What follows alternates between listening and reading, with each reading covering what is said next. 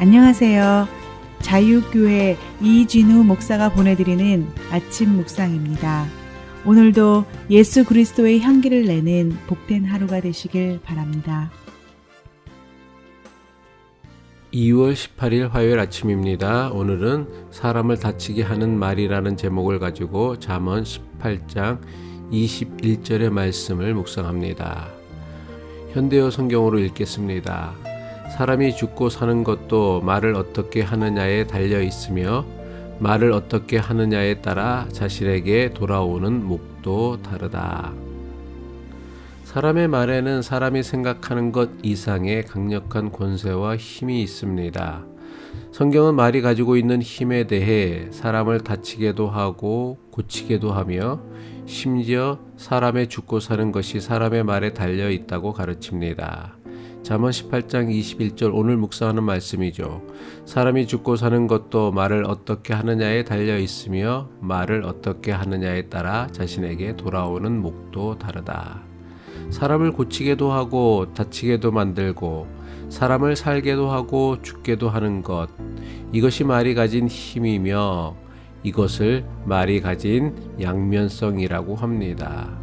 탈무드에 나오는 이야기입니다. 옛날 어느 나라의 왕이 자신이 가장 아끼는 신하 둘을 불렀습니다. 왕은 두 명의 신하들에게 상자 하나씩을 주면서 명령을 합니다.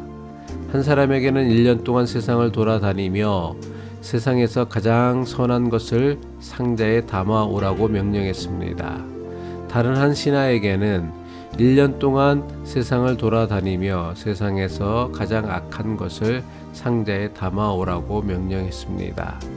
1년이 지나고 왕이 정해준 날짜가 되자 두 명의 신하들은 각자 상자를 들고는 왕 앞에 나타났습니다. 왕의 명령대로 신하들은 세상에서 가장 선한 것과 악한 것을 상자에 담고는 왕 앞에 섰습니다. 왕은 신하들에게 각자 가져온 상자를 열라고 명령했습니다. 신하들은 동시에 자신이 가져온 상자를 열었습니다. 그런데 놀라운 일이 벌어졌습니다. 세상에서 가장 선한 것을 가져왔다는 신하의 상자와 세상에서 가장 악한 것을 가져왔다는 신하의 상자에는 똑같은 물건이 들어있었던 것입니다. 두 신하가 가져온 상자에 들어있었던 것은 사람의 혀였습니다. 정반대되는 것을 명령했는데 똑같은 것을 가져온 이유가 궁금하여 왕이 신하들에게 물었습니다. 세상에서 가장 선한 것을 가져오라는 명령을 받은 신하가 대답합니다. 저는 세상에서 가장 선한 것을 구하기 위해 세상 곳곳을 찾아다녔는데 사람의 말보다 더 선한 것을 찾을 수 없었습니다. 생판 모르는 남녀 사이를 사랑하는 사람으로 만드는 것도 사람의 말이었으며 절망과 슬픔에 빠진 사람도 다시금 소망을 가지게 하는 것도 사람의 말이었습니다. 사람을 사랑하게 만들고 절망에 빠진 사람조차 소망을 주는 사람의 말이야말로 지난 1년 동안 세상에서 경험한 것 중에 가장 아름답고 선한 것이었습니다. 그래서 사람의 혀를 가져왔다고 왕에게 대답했습니다. 이번에는 세상에서 가장 악한 것을 가져오라는 명령을 받은 신하가 대답합니다. 세상에서 가장 악한 것이 무엇인가를 찾아 세상을 헤매고 다녔는데 사람의 말보다 더 악한 것을 찾을 수 없었습니다. 평생을 살아온 부부 사이를 무너뜨리게 만드는 것도 사람의 말이며 하나님이 주신 부모와 자식의 관계를 깨트리는 것도 사람의 말이었습니다. 또한 평생 쌓은 친구 사이의 우정조차도 한순간에 파괴하는 것이 부주의한 사람들의 말이었습니다. 아무리 친밀하고 가까운 관계라도 말 한마디에 그 관계를 깨트리게 만드는 사람의 말이야말로 세상에서 경험한 것 중에서 가장 악한 것이었습니다. 그래서 사람의 혀를 가져왔다고 왕에게 대답했습니다. 탈무드의 이야기가 우리에게 주는 교훈이 무엇입니까? 사람의 말이라는 것이 세상에서 가장 선한 도구가 될 수도 있지만 다른 한편으론 세상에서 가장 악한 도구가 될 수도 있다는 것입니다. 어떤 말을 하며 사느냐, 그리고 어떤 말을 들으며 살아가느냐의 문제는 더 나은 인생이 되게도 하고 불행한 인생이 되게도 합니다. 따라서 내가 하는 말을 바꾸고 내가 듣는 말을 바꾸는 것은 인생을 바꾸고 변화시키는 가장 빠르고 분명하고 확실한 길입니다. 태초에 하나님께서 사람에게 주신 말은 세상을 창조하는 말이었습니다. 태초에 하나님께서 사람에게 주신 말은 세상을 다스릴 수 있는 말이었습니다. 태초에 하나님께서 사람에게 주신 말은 사람과 세상을 살리는 말이었습니다. 태초에 하나님께서 사람에게 주신 말은 하나님과 대화할 수 있는 말이었습니다. 하지만 스스로 하나님과 같아지려고 했던 인간의 불순종과 타락으로 말미암아 하나님께서 사람에게 주신 말도 타락했습니다. 창세기가 보여주는 사람의 타락은 곧 사람의 말이 타락했음을 의미합니다. 사람의 타락으로 말미암아 사람의 말 역시 타락하였습니다. 말이 타락했다는 것이 무엇을 뜻합니까? 하나님께서 주신 말의 권세였던 세상을 다스리고 사람을 고치고 살리고 하나님과 소통하는 힘을 잃어버린 것입니다. 사람의 타락과 함께 사람의 말도 타락해서 권세 있던 사람의 말이 우스운 것이 되고 말았습니다. 말 같지도 않은 말이 세상에 넘쳐나게 되었습니다. 사람의 타락과 함께 이전까지 사람의 말이 가지고 있던 하나님께서 주신 선한 힘이 사라지고 나쁜 힘이 강해지기 시작했습니다.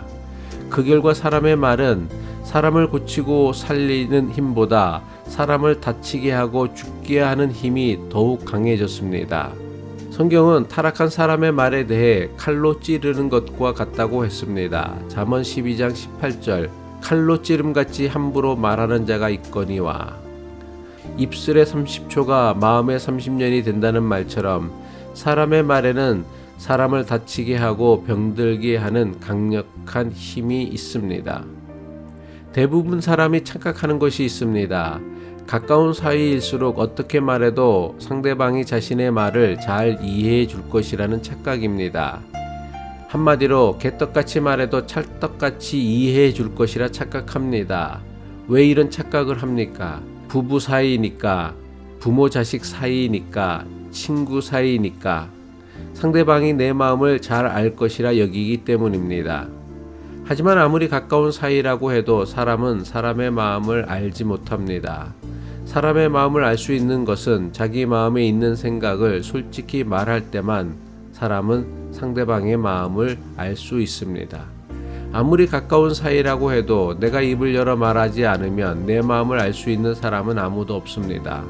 설령 나를 낳은 부모님이라도 평생을 같이 살아온 부부라 할지라도 말하지 않으면 알지 못합니다. 또한 관계가 가까울수록 말이 가진 영향력은 다른 사람의 말보다 더욱 더 크다는 사실을 알아야 합니다. 하지만 문제가 있습니다. 대부분 사람은 관계가 가까울수록 함부로 말하는 경향이 있습니다. 다른 사람에게는 조심하고 배려하는 말을 하면서도 유독 가장 가까운 사람에게는 함부로 말하는 경향이 있습니다. 가까운 사이니까 상대방이 잘 이해해 줄 것이라고 기대하고 생각하기 때문입니다. 하지만 이것은 매우 위험한 생각입니다. 관계가 가까우면 가까울수록 다른 사람들에게 말하는 것보다 더욱 조심하며 사려 깊은 말을 해야 합니다. 왜냐하면 관계가 가까운 만큼 그 사람 말이 미치는 영향력이 더욱 크기 때문입니다. 운전하다 생판 모르는 사람에게 욕을 들으면 아마도 온종일 기분이 나쁠 수 있을 것입니다. 하지만 이것 때문에 일주일 이상 기분이 나쁘질 않습니다. 하지만 가장 가까운 사람에게 욕을 들으면 하루 정도가 아니라 평생을 마음에 두고 기분이 나쁠 수 있습니다.